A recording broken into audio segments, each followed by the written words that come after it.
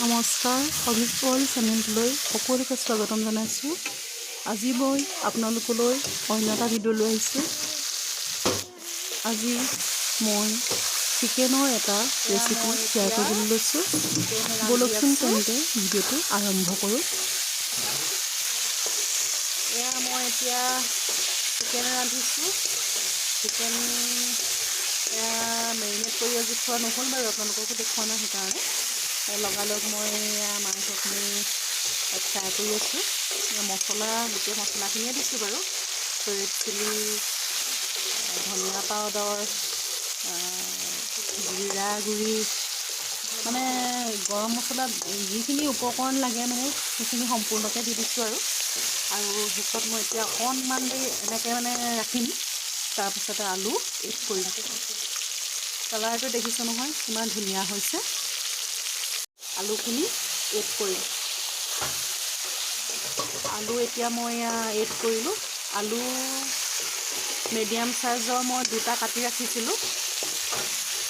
এতিয়া অলপ সময় এনেকৈ গাপতে ৰাখিম। তাৰপাছত অলপ গৰম পানী দি দিম আৰু গ্ৰেভি টাইপ বনাইছোঁ আৰু মই, গতিকে চাই থাকক শেষলৈকে ভিডিঅ'টো। বিলাহীখিনি এড কৰি দিছোঁ। আলু প্ৰায় 70% সিজিলে আৰু এতিয়া বিলাহীখিনি গলি অলপমান গৰম পানী এড কৰিম। বিলাহীখিনি গলি গৈছে, এতিয়া মই গৰম কৰি থোৱা পানী এড কৰিম।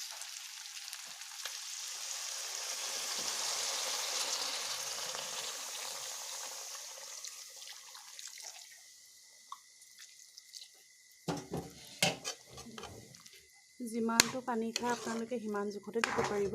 মই বেছি দিয়া নাই, অলপ দিছোঁ। আমাৰ মেম্বাৰ কম যিহেতুকে ইমান পানী দিলে খাবলৈও বেয়া হয়।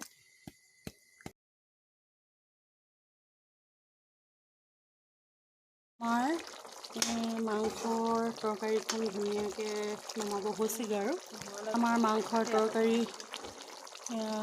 ধুনীয়াকৈ উতলি আছে। আলু প্ৰায় সিজিলে। আজিৰ ভিডিঅ'টো ইমানেই আছিল। ভাল লাগিলে like, share, comment and subscribe কৰিব।